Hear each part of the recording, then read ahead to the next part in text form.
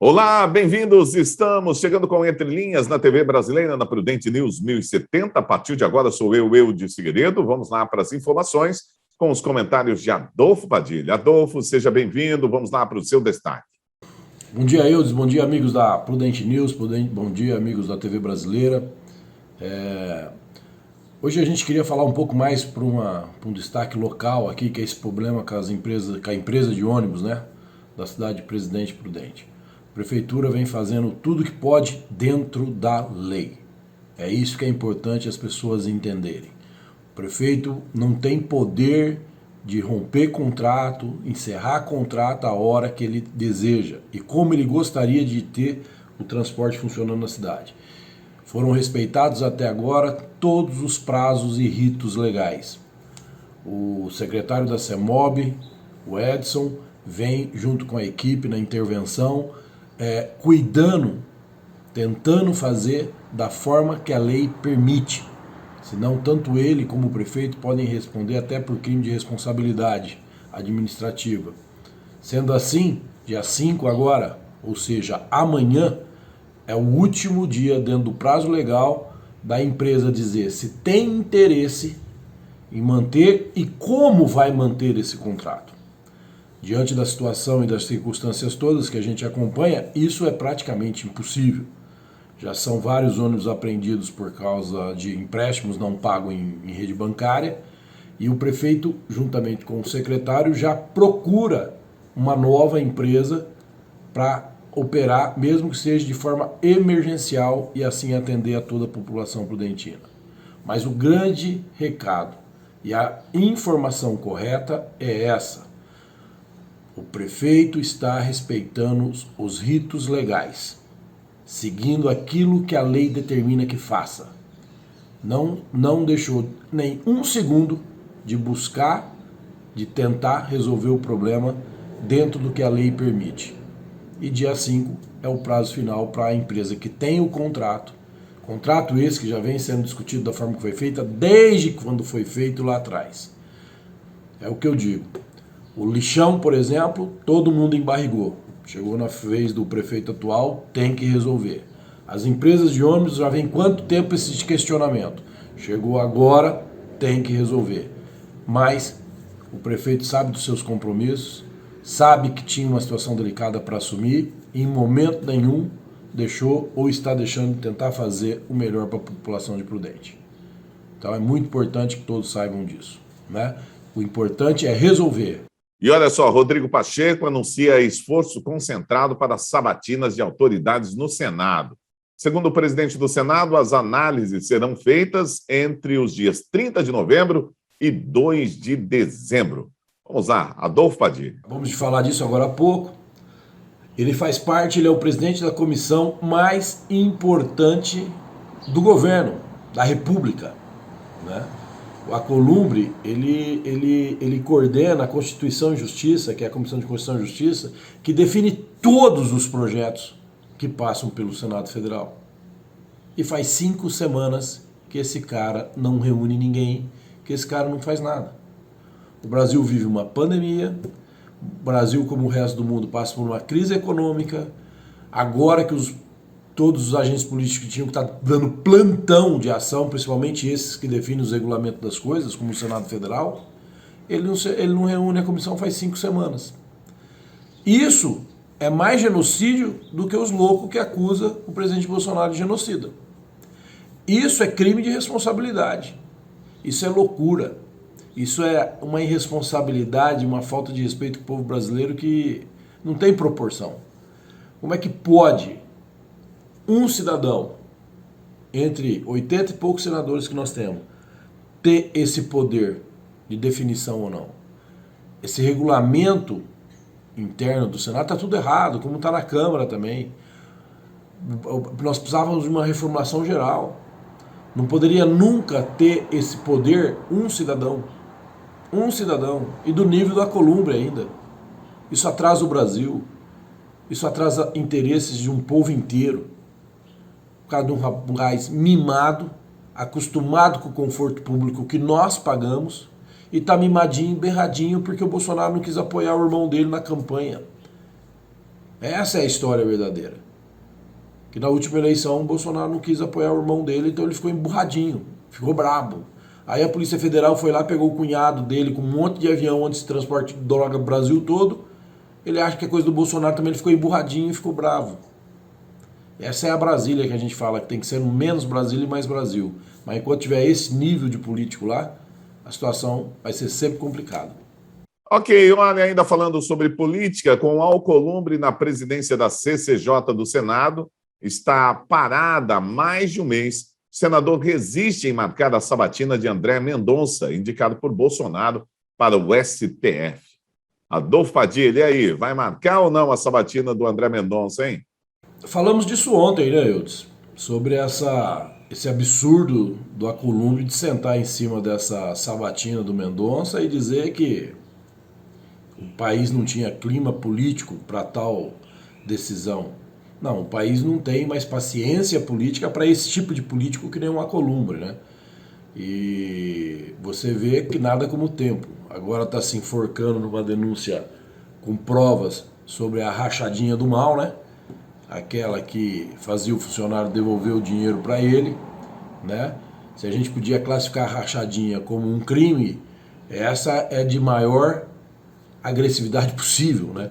Pegar o dinheiro e mandar o funcionário devolver para ele, um absurdo isso, né? E o desgaste dele é natural, vem acontecendo. Essa denúncia só veio cair como uma bomba no colo do Alcolumbre, que teve o cunhado lá envolvido na apreensão de drogas, né? Aí vem agora esse negócio da rachadinha, isso está ficando ruim para o Senado. Por incrível que pareça, tem ministros do STF também que estão incomodados com essa situação, de ter um monte de processo parado, mais um monte de processo parado, porque precisa de um novo ministro para o desempate. E o cara está achando que ele realmente manda no Brasil. O que vale aqui é a gente dizer e reafirmar sempre a partir de agora o quanto é importante a gente votar no senador. A tranca de tudo está ali no Senado. Não é nem o STF, não é nem a Câmara Federal. É importante votar em todos, né? Mas o senador, aquele voto que a gente mais despreza, que escolhe ali na hora, às vezes, que vai na urna, é ali que destranca tudo, tanto para investigar o STF, tanto para atender as demandas propostas pelo Executivo, que ganhou a eleição para fazer um governo. Vamos ficar ligados nisso aí. Muito bem, é isso aí. Nós vamos num rápido intervalo, voltamos já já com mais informações.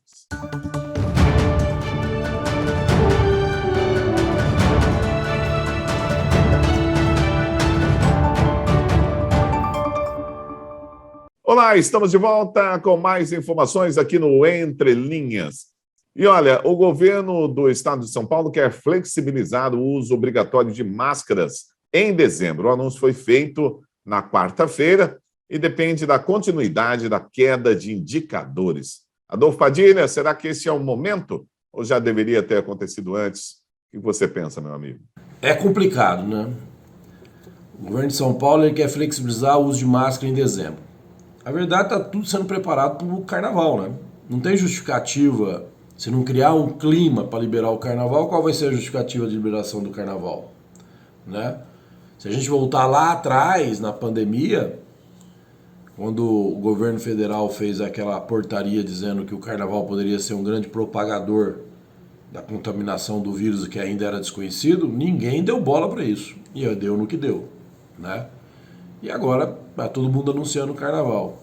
A máscara já tem vários estudos aí, hoje muito mais avançados, mas a gente é até proibido falar disso, que faz mais mal do que bem, né? Mas você viu lá agora na reunião dos líderes mundiais, na hora de filmar, todo mundo de máscara. Na hora que acaba de filmar, acabou de filmar, tira a máscara, né? A China agora fala para o povo guardar comida. Não seria a política do medo? Será que é uma irresponsabilidade muito grande a gente falar isso aqui? Será que eles não querem continuar impondo medo na comunidade, na sociedade mundial?